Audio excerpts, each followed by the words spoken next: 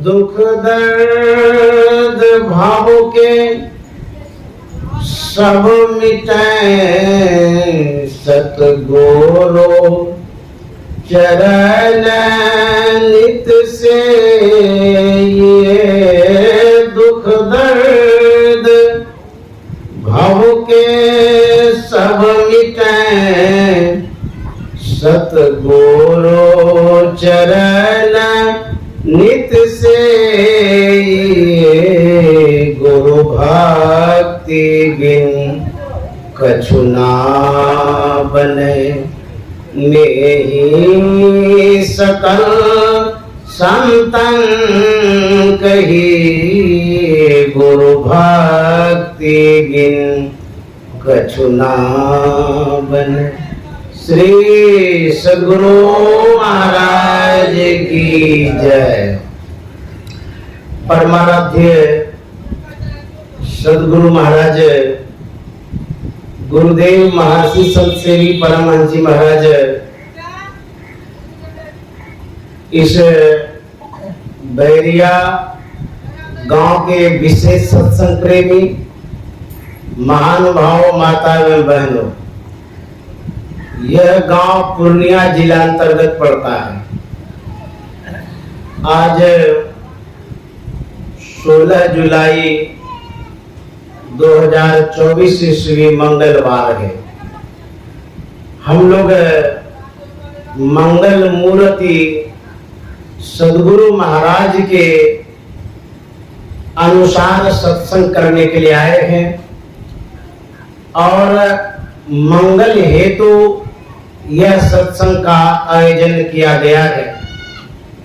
आदरणीय हमारे चंद्रकिशोर मंडल बाबू जिनके द्वारा यह आयोजित सत्संग है, उनके 2 पुत्रों का शुभ विवाह हुआ है। जो हमारे अंकित मंडल बाबू और छोटू मंडल बाबू, ये 2 सुपुत्र हैं। इनके विवाह के पश्चात मंगल कामना हेतु दाम्पत्य जीवन सकुशल बीते, इस हेतु यह सत्संग का आयोजन श्रीमान चंद्रकिशोर मंडल बाबू ने किया है। मैं दोनों पुत्रों को और जो नवविवाहिता बहू है, दोनों के लिए शुभकामना मंगल कामना करता हूं। 4 सदस्य हो गए। उन चारों सदस्यों के लिए गुरु मां से प्रार्थना करता हूं, मंगल कामना करता हूं, उनका दाम्पत्य जीवन सुखमय हो, मंगलमय हो। तो हम लोग इस मंगल दिन को मंगल बेला में परिणत करने के लिए आए। मंगलवार को मंगल मूर्ति का सत्संग करके जिस कारण से यह आयोजन किया गया है उसमें मंगल अवश्य होगा। हम लोग बड़े खुश नसीब हैं जो इस सत्संग में सम्मिलित हुए। मैं जो यहाँ तक पहुंचा हूँ उसका विशेष श्रेय रणधीर जी को जाता। रणधीर जी ने संपर्क किया YouTube के माध्यम से। उन्होंने ही प्रोग्राम के विषय में तय किया। उसे मैं साधुवाद देता हूं कि बड़े अच्छे प्रचारक हैं, विचारक हैं, उसे साधुवाद देता हूं। और महर्षि में आश्रम कुपा घाट से मैं भी आया हूं और हमारे साथ गंभीरानंद बाबा भी आए हैं, जिनके प्रवचनों को आप सुन रहे थे। मैं साधु समाज को नमन करता हूं। आप जो इस सभा में उपस्थित हैं, आप सबों को भी नमन करता हूं। हम लोग कबीर साहब की वाणी को सुने होंगे। एक पद में गा करके सुनाता। करो सत्संग भरम घर टूटे, करो सत्संग भरम घर टूटे, करो सत्संग भरम घर, भरम घर टूटे, भरम घर टूटे, भरम घर टूटे, भरम घर टूटे, करो सत्संग भरम घर टूटे, करो सत्संग भरम घर टूटे, करो सत्संग भरम घर। कबीर साहब कहते हैं यदि सत्संग करिएगा तो भरम घर टूटेगा। कबीर साहब कहते हैं सत्संग करिएगा तो भरम घर टूटेगा। भरम घर क्या है? भरम कहते हैं अज्ञानता को, अंधकार को। इससे होता क्या है? राधा स्वामी साहब ने कहा है इस नगरी में तिमिर समाना, भूल भरम हर बार, खोज करो अंतर उजियारी, छोड़ चलो नो द्वार। किस नगरी में?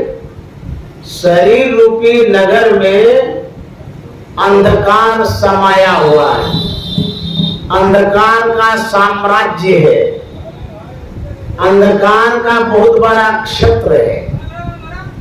तो कहते हैं इससे क्या हो रहा है? रात में जब बिजली बत्ती चली जाती है तो तब क्या होता है? तो परेशानी होती है, बड़ी पीड़ा होती है, दुख होता है। अंधकार में हम कोई काम नहीं कर पाते, और यदि आप करना भी चाहेंगे तो ठोकर लगेगी, मन में भ्रम होगा कि कहीं गिर जाएंगे तो। यह जो अंधकार है यह दुख का प्रतीक है, कारण है, जिससे हम परेशान होते रहते हैं। बाह्य अंधकार नहीं, हमारे अंदर में जो अंधकार है उस अंधकार से विशेष परेशानी हमें हो रही है।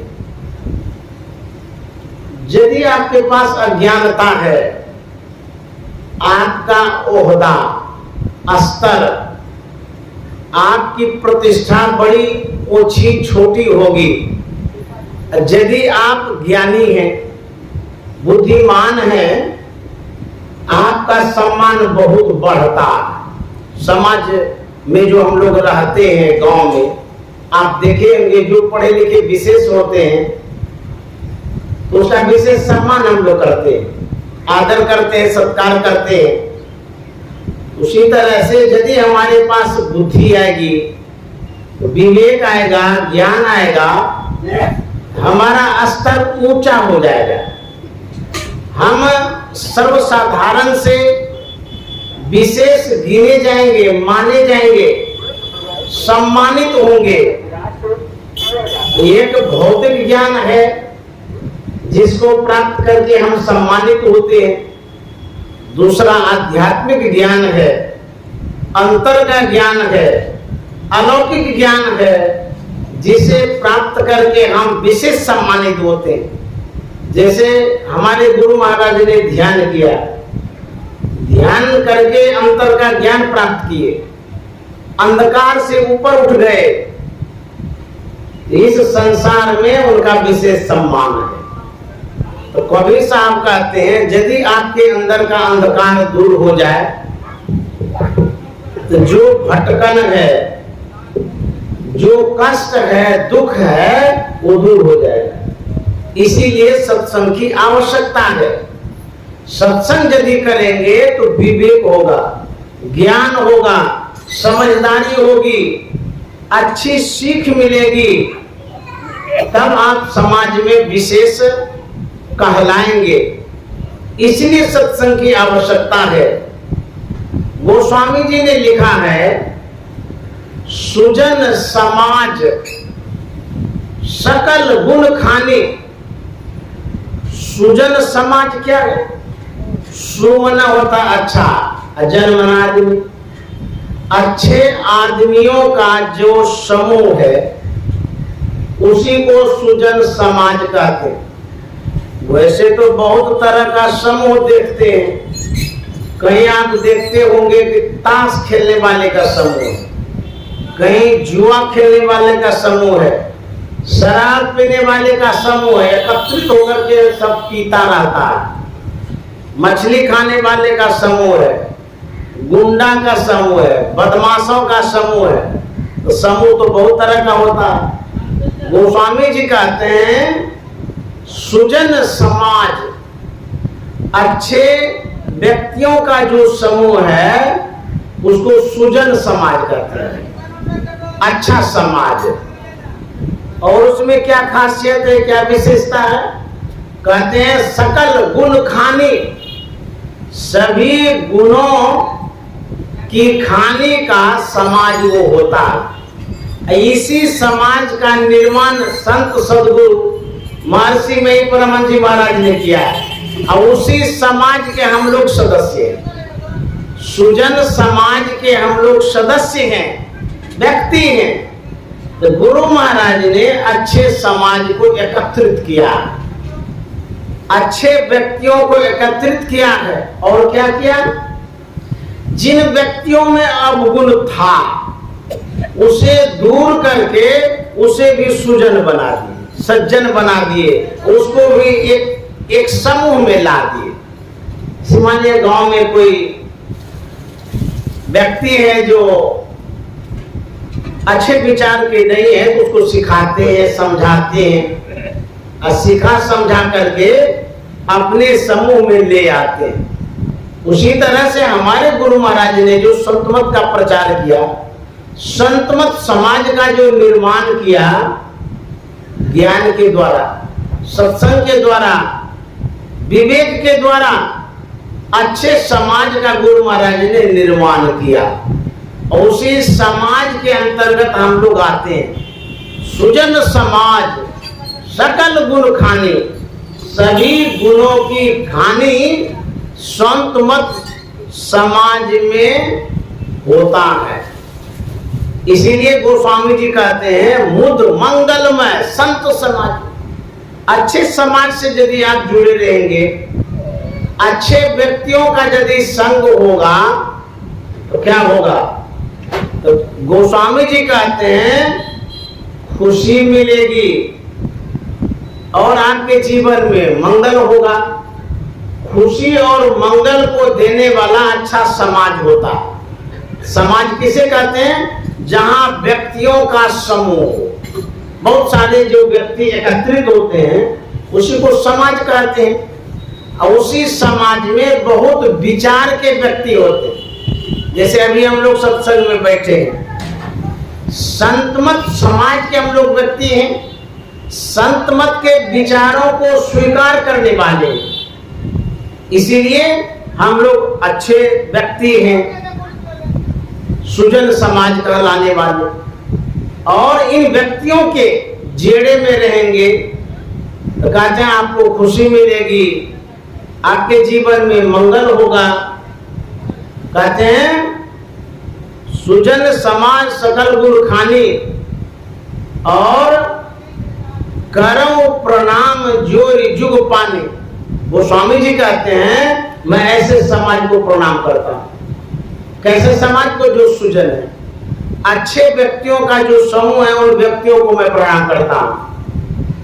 और गोस्वामी जी कहते हैं यदि इन व्यक्तियों से जुड़े रहेंगे, कहते हैं मुद मंगलमय संत समाज, खुशी और मंगल आपके जीवन में मिलेगा। जो जग जंगम तीर्थ राजू, यह समाज कैसा है? चलता फिरता तीर्थराज। आप भले नहीं जा पाते हैं लेकिन संत समाज ऐसा है कि आप तक वो आ जाते हैं। यही विशेषता, एक खासियत है। इसीलिए संत समाज को गुरु महाराज ने एकत्रित किया है, जोड़ा है। और इस समाज में जो कोई आएंगे उसका कल्याण होगा। गुरु महाराज ने समता भाव से जोड़ा, सभी जाति, सभी वर्ग, सभी धर्मों को संत मत परिवार से जोड़ा है। यही विशेषता है गुरु महाराज। हम लोग बहुत सारे धर्मों को देखते हैं, अपने अपने वर्गों में बटे हुए रहते हैं, लेकिन गुरु महाराज ने क्या किया, सभी वर्गों को एकत्रित कर दिया, संगठित कर दिया, जोड़ दिया। यह विशेषता गुरु महाराज की है। हम लोग जो अभी जुड़े हुए हैं, ये गुरु महाराज की बड़ी कृपा है। उन्हीं के ज्ञान के अनुसार हम लोग सब के सब जुड़े। उन्होंने जो समता का ज्ञान दिया है, तो यदि आप मंगल चाहते हैं, तो जो मंगल मूर्ति सद्गुरु है उनके शरण में जाना होगा। जो कुंवारी लड़की होती है वह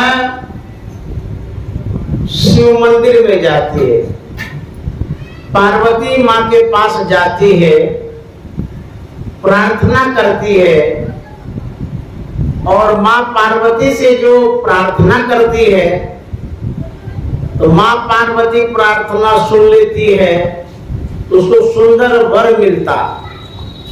ऐसा हम लोग सुने हैं कि जो कुंवारी लड़की है वो माँ पार्वती की पूजा करती है, अच्छा दूल्हा मिलता, अच्छा वर मिलता है। जब आप माँ पार्वती से मांगते हैं, वो जरूर आपकी कामनाओं की पूर्ति करती है। अब भोले बाबा क्या मांग रहे हैं, किन से मांग रहे हैं? हम लोग माँ पार्वती के पास जाते हैं और भोले बाबा भगवान श्री राम के पास जाकर के मांगते हैं। उनसे क्या कहते हैं कि नाथ एक वर मांगो। भगवान श्री राम से कहते हैं, हे नाथ, हे भगवान, आपसे मैं एक वरदान मांगता, तो सीख लीजिए वरदान मांगने के लिए। कहते हैं, हर्ष देहु श्री रंग, प्रसन्नता पूर्वक मुझे प्रदान कीजिए, दान कीजिए। क्या मांग रहे हैं? कहते हैं, पद सरोजन पाइनी भक्ति सदा सत्संग। भोले बाबा क्या मांगते हैं? भक्ति मांगते हैं, सत्संग मांगते हैं। माँ पार्वती के पास जाते हैं तो वर मिलता है, और भोले बाबा भगवान श्री राम से मांगते हैं वरदान, वो भी सत्संग का। ऐसा क्यों? सत्संग यदि आप वरदान में मांगते हैं, आपके जीवन का वह सार है, मूल है, जड़ है। यदि सत्संग मिल जाता है तो जो लौकिक सुख है वो तो प्राप्त होता ही है, पारलौकिक सुख भी मिलता है। इसलिए सत्संग की आवश्यकता है। तो कबीर साहब कहते हैं, करो सत्संग परम करो सत्संग परम। यदि सत्संग नहीं करेंगे तब क्या होगा? कबीर साहब कहते हैं, बिनु सत्संग ये दुख पावे, बिनु सत्संग ये दुख पावे। पकड़ी पकड़ी जब लूटे परम घर टूटे, पकड़ी पकड़ी जब लूटे परम घर टूटे। करो सत्संग परम घर। कबीर साहब कहते हैं, नहीं सत्संग करिएगा तो जमराज पकड़ेगा, और कहते हैं पकड़ेगा ही नहीं, कूटेगा, लूटेगा। तो यदि बचना चाहते हैं विपत्ति से, दुख से, जमराज से, तो सत्संग करिए। गोस्वामी जी ने लिखा है कि नहीं सत्संग भजन नहीं हरि को, श्रवण राम कथा अनुरागी। ते नर नरक रूप जीवत जग, भव भंजन पद विमुख बाकी। जो सत्संग भजन नहीं करता है, कहते हैं वो नरक के समान, उनका जीवन नरक में है। इसीलिए सत्संग की बड़ी आवश्यकता है। गोस्वामी जी ने भी भगवान श्री राम से कहा था, देहि सत्संग निज अंग श्रीरंग भव भंग कारण शरण सोधाई। भगवान से सत्संग मांगते हैं, सत्संग की बड़ी आवश्यकता है। तो हम लोगों को भी सत्संग की याचना करनी चाहिए, मांग करनी चाहिए। एक शिक्षिका थी, गांव देहात के स्कूलों में पढ़ाने के लिए जाया करती थी। वह अपने शरीर को आभूषणों से सजा करके रखती थी, अच्छे ढंग से सुसभ्य ढंग से स्कूल जाती थी पढ़ाने के लिए। उनके शरीर पर जो गहना था वह गिल्लट वाला था, नकली वाला जो होता है, लेकिन लगता था सोने जैसा।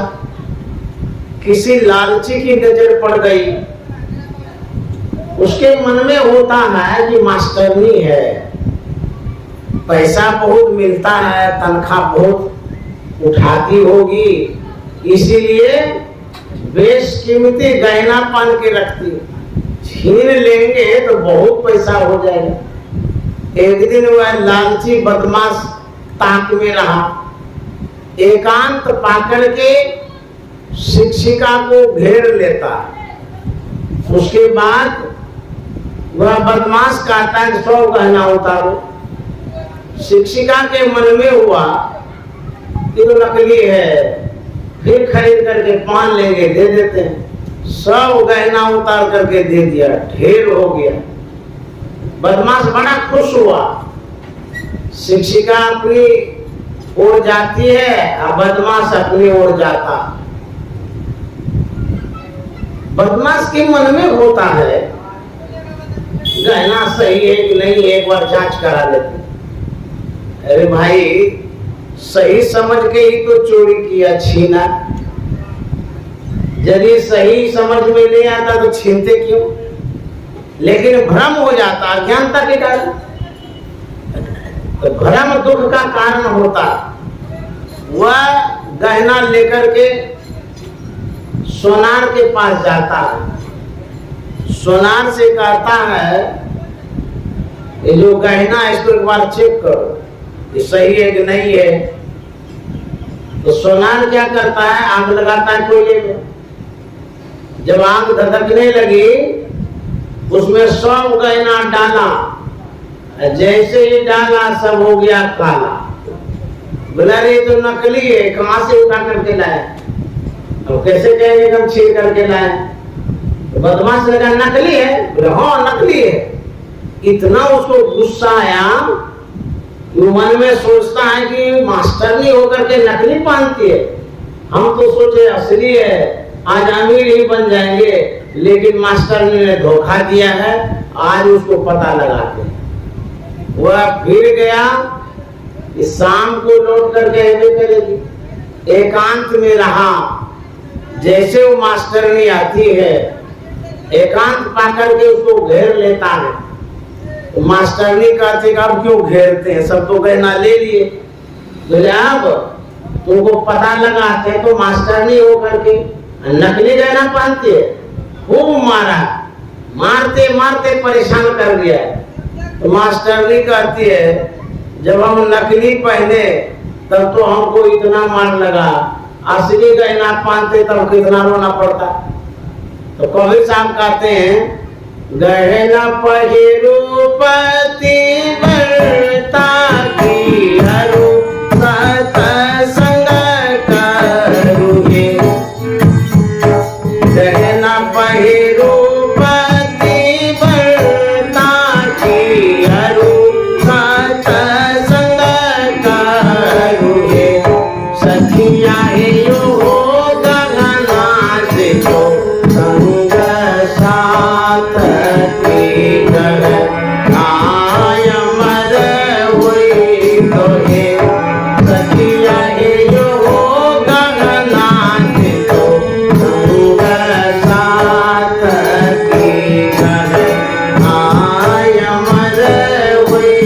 रहे जे तो मानुष तन पाई के गुरु के भजन करुहे जे तो मानुष तन पाई के गुरु के भजन करुहे सखिया हे यो गहना जे तो संग साथ की रह नाय अमर हुई कबीर साहब कहते हैं सत्संग और ध्यान का गहना जब पहनेंगे इसी से आपकी सुंदरता बढ़ेगी, शोभा बढ़ेगी और जब यहाँ से जाएंगे तो ये गहना साथ जाएगा और कोई गहना साथ नहीं जाएगा। यदि सोना चांदी हीरा जवाहरात वाला गहना पहनते हैं यही सब खोल लेता है।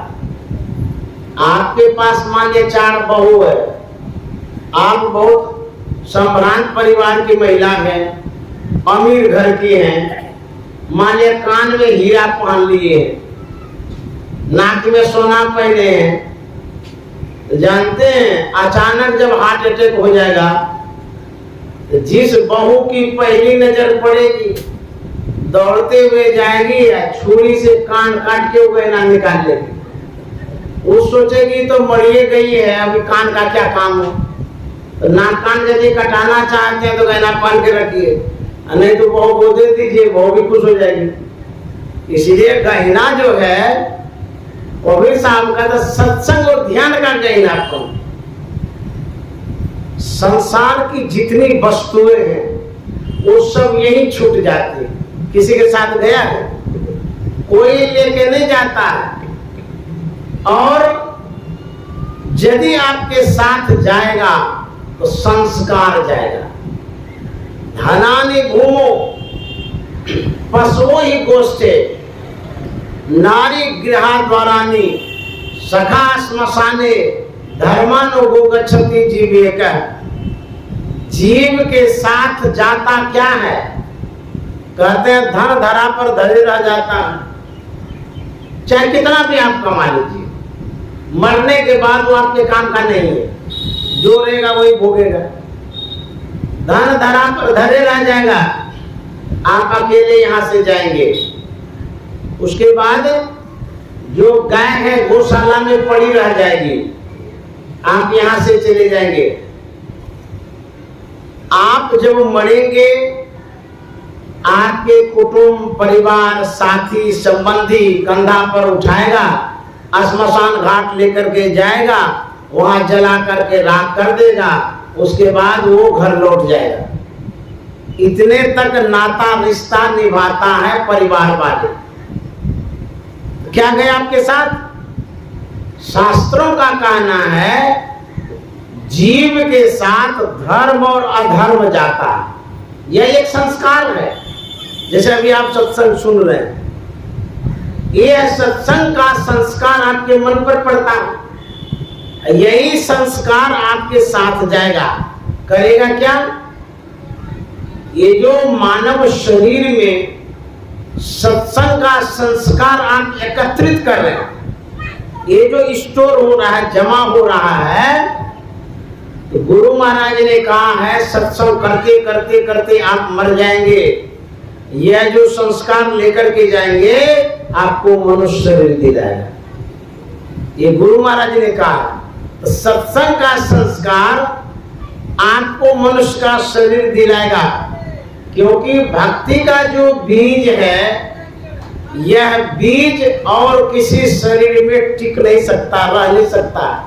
जिसने दीक्षा लिया, भक्ति का बीज लिया है, बड़ा अच्छा काम किया है, भले ही मोक्ष और मुक्ति को हम प्राप्त नहीं कर पाएंगे, लेकिन मनुष्य शरीर में इस भक्ति के संस्कार के कारण अवश्य जाएंगे।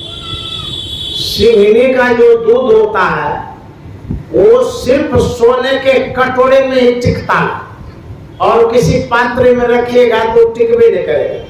ठीक उसी तरह से संत सद्गुरु का जो संस्कार है वो मानव शरीर में ही टिकता है और किसी शरीर में नहीं टिकता। इसलिए ये ध्रुव निश्चित है, संत सद्गुरु से शिक्षा लेकर के सत्संग ध्यान करते करते मर जाएंगे तो मनुष्य का शरीर मिलेगा। यह एक संस्कार है, जो संस्कार आपके साथ में जाता है। दूसरा कौन संस्कार है?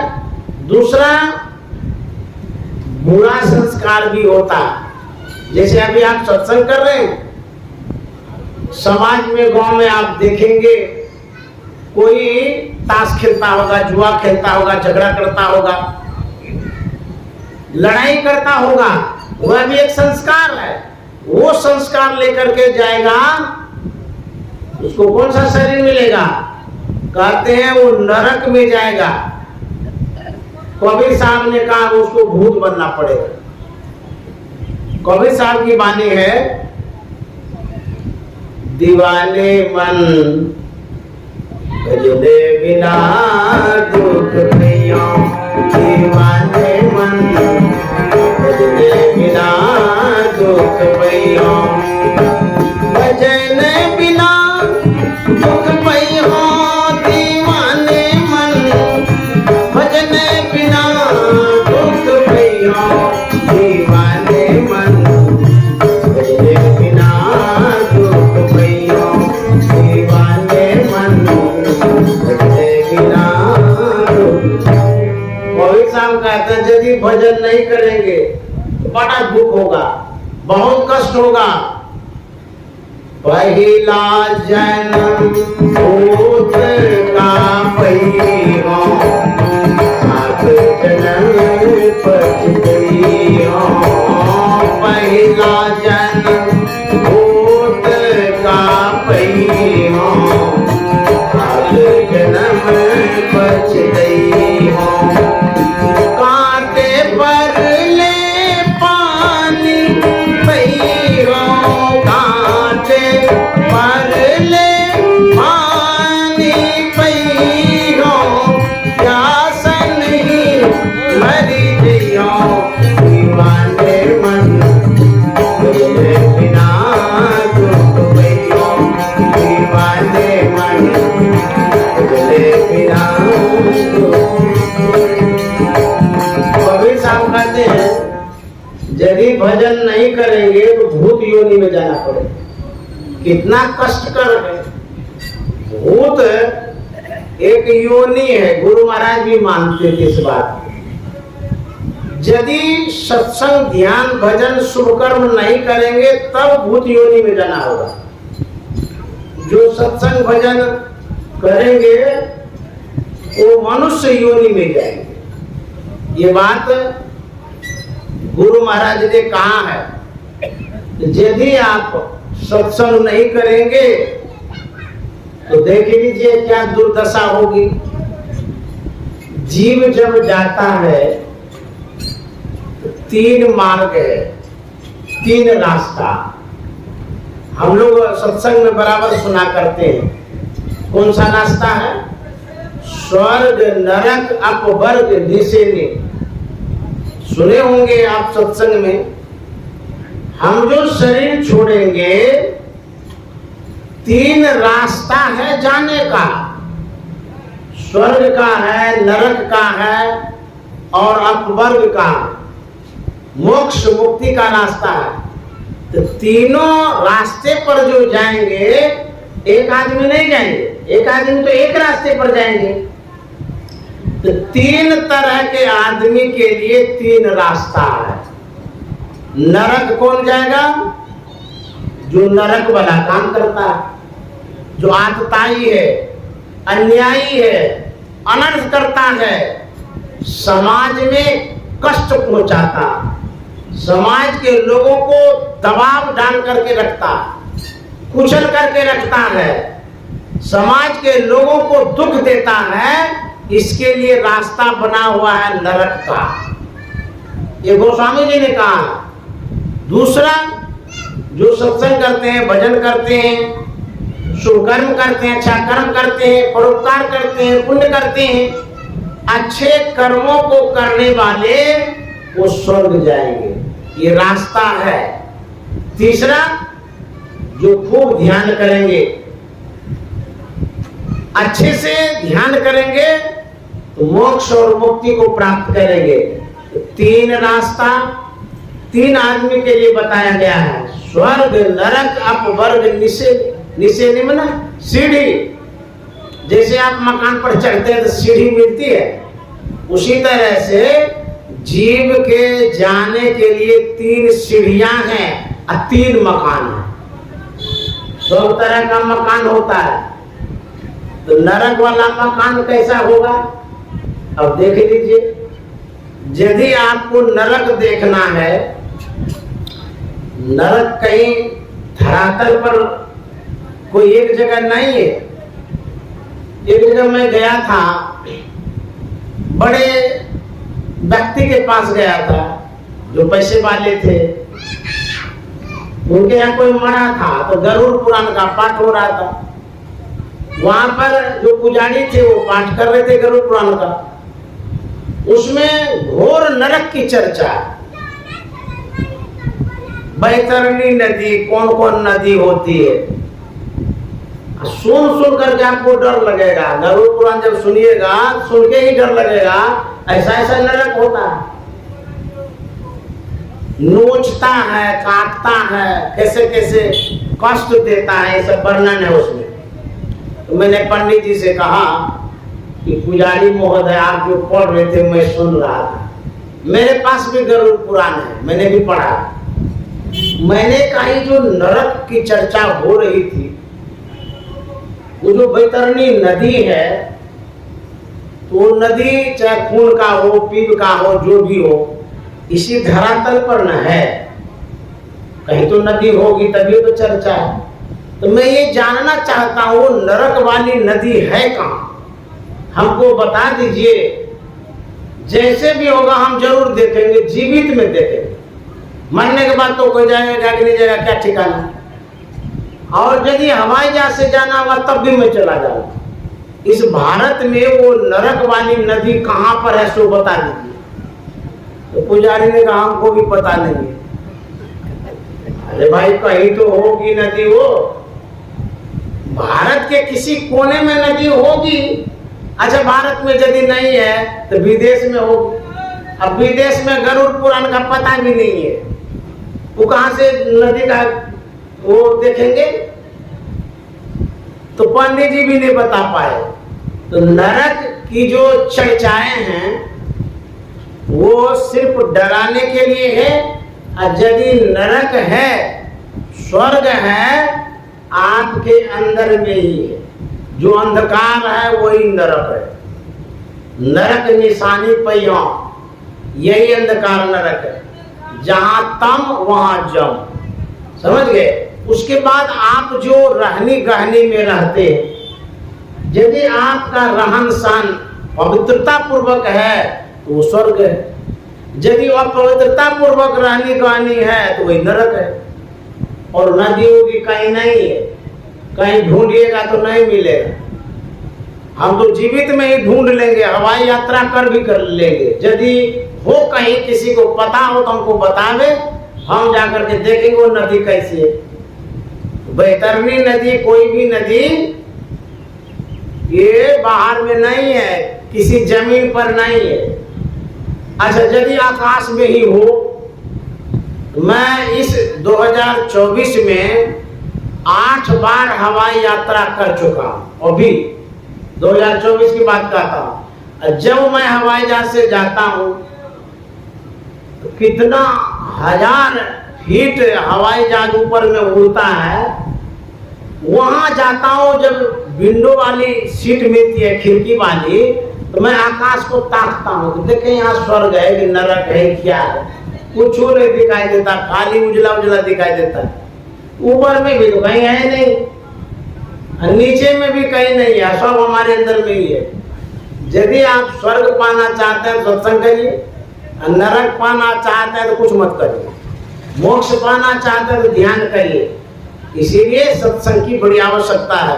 कबीर साहब कहते हैं, दीवाने मन भजने बिना दुख भैया दीवाने मन, भजने बिना दुख भैया, भजने बिना दुख भैया दीवाने मन, भजने बिना दुख भैया दीवाने मन, भजने बिना दुख भैया दीवाने मन, भजने बिना दुख भैया। पूजा जन्म चुका का भैया आज बसेरा भैया, पूजा जन्म चुका का भैया आज बसेरा भैया।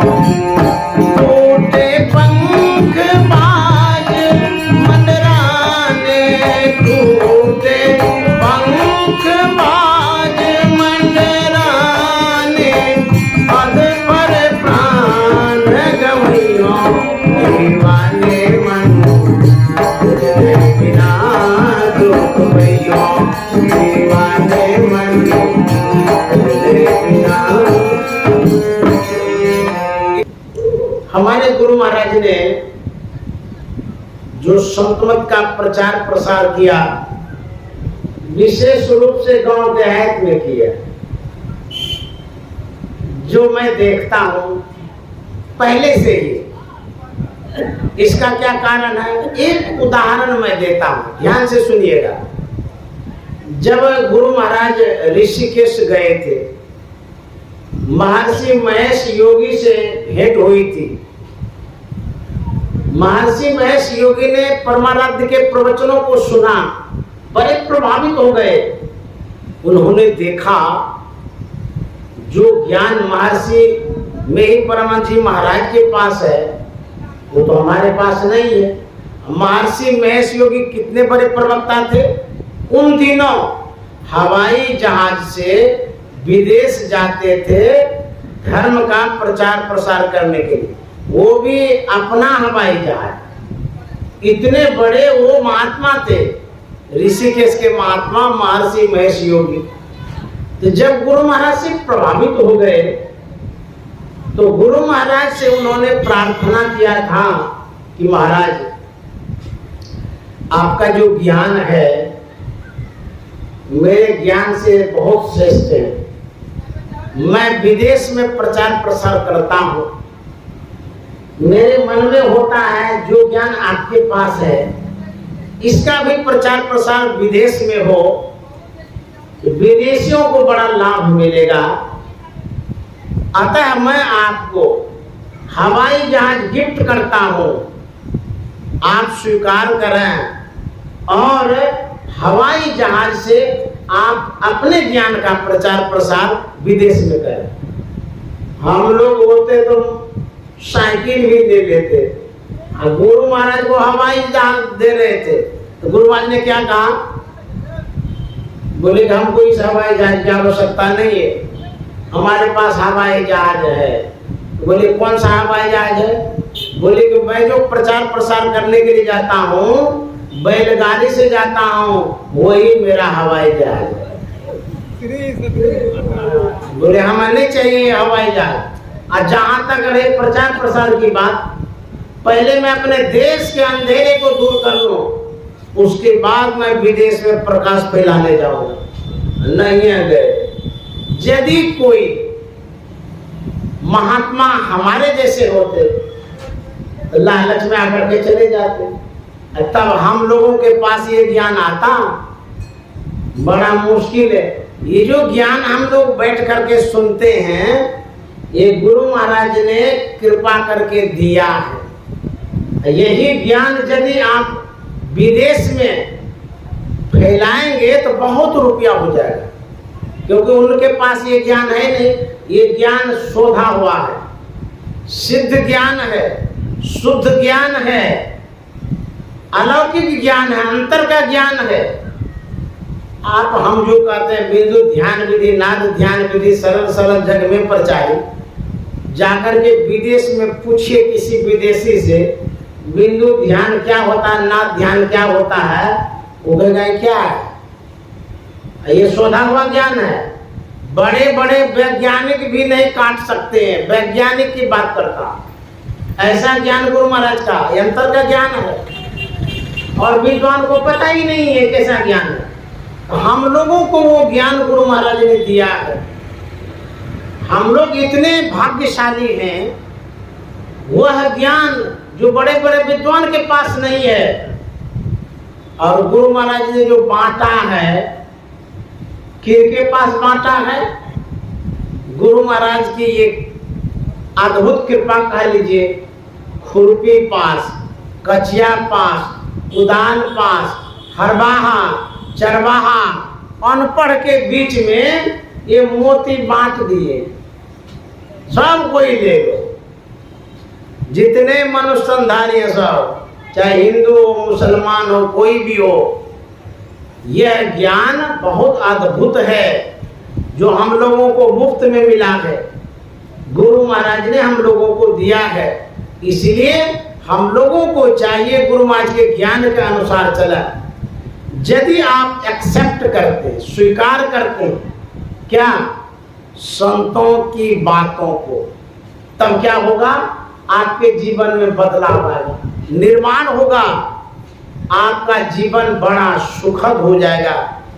अभी आप सत्संग में आए हैं, ये आपका विचार है, मन में हुआ नहीं बाबा आए हैं या चंद किशोर राव सत्संग करा रहे हैं तो उसके सत्संग में जाते हैं, तो विचार बना ना आपका। क्या विचार बना? सत्संग में आने का।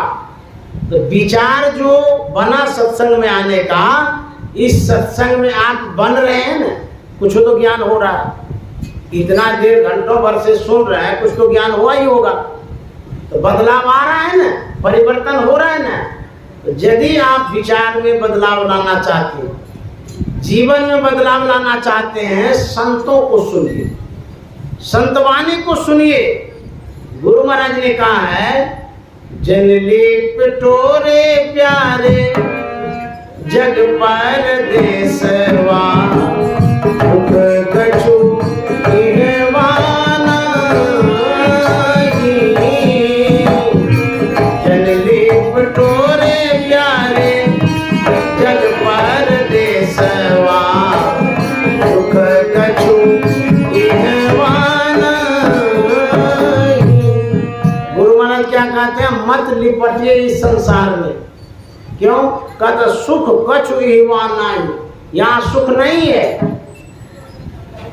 यदि संसार में लिपटेंगे तो बड़ा दुख होगा।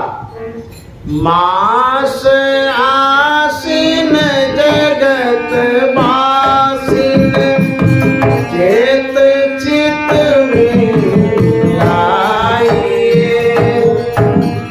जीवनो घोरो है क्यों, जगत में कपिलाइए, जीवनो घोरो है क्यों, जगत में कपि। गुरु महाराज कह रहे हैं, ऐ संसार के लोगों, संसार में बसने वालों, जगतवासी, कहते हैं चेत चित्त में लाइए, सावधान हो जाइए। क्यों ऐसा गुरु महाराज कहते हैं? कहते जीवनो थोरो है, जीवन थोर भया भव घोर, कहाँ धन जोर करोड़ कमाए। धन के पीछे पड़े हुए हैं, धन की आवश्यकता है।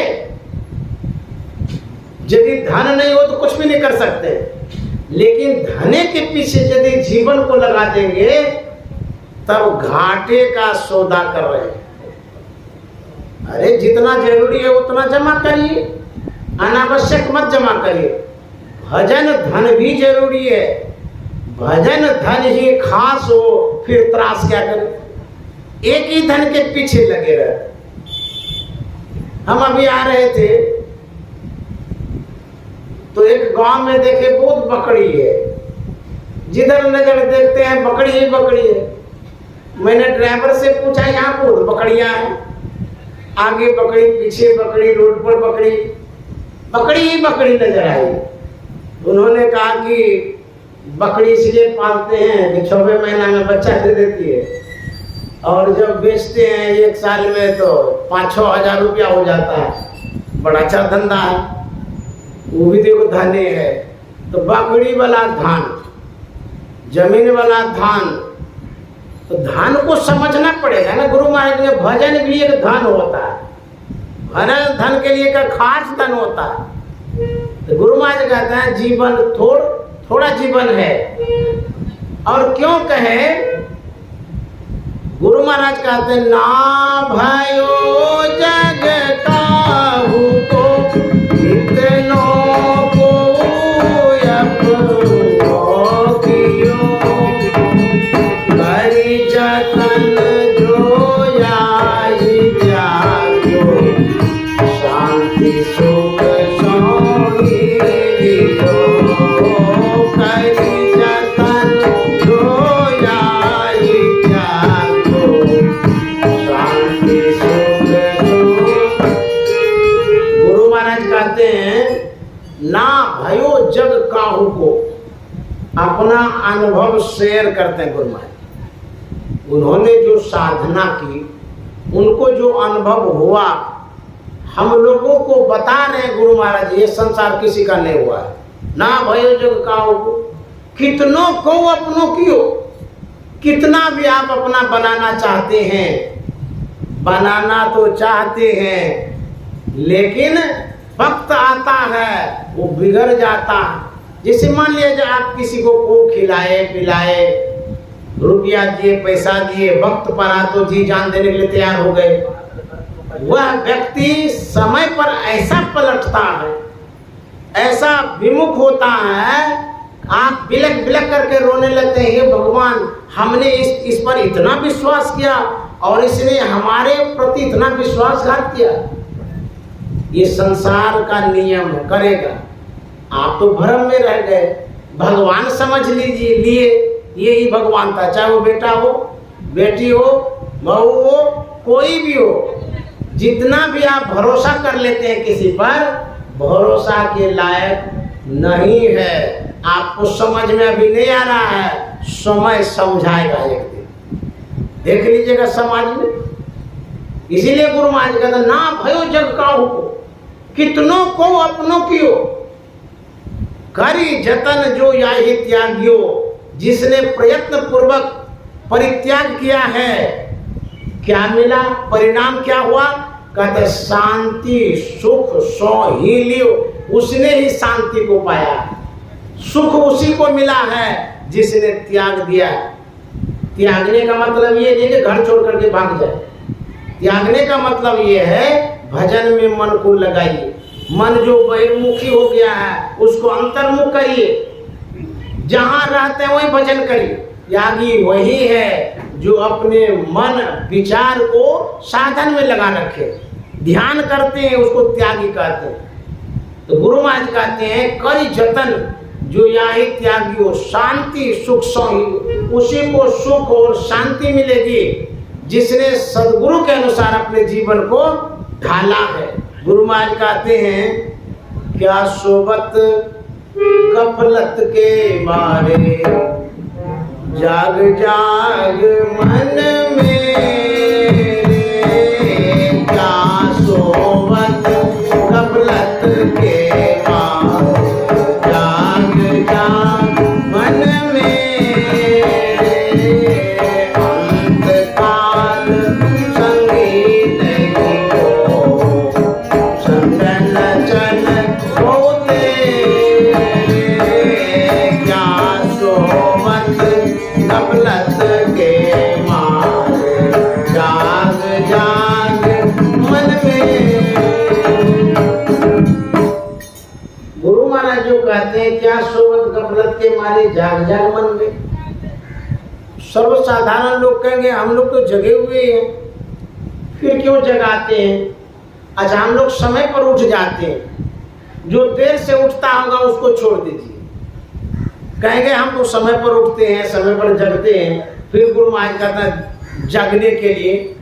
तो गुरु महाराज के पद पर ध्यान दिया करिए, गुरु महाराज क्या कह रहे हैं?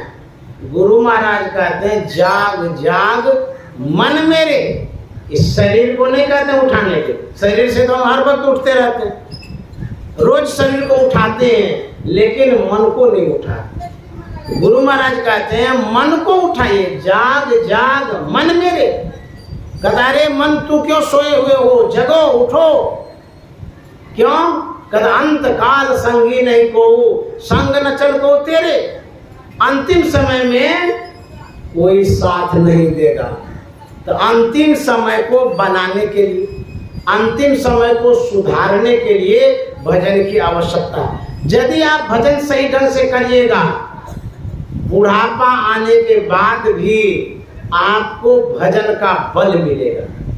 भले टेंग लड़खड़ा जाए, लेकिन मन नहीं लड़खड़ाएगा। ये भजन का प्रभाव है। भले परिवार के लोग विपरीत हो जाएं, लेकिन भजन का बल ऐसा रहेगा, मन आपका अनुकूल रहेगा। ये प्रभाव है, ये भजन बल देता है।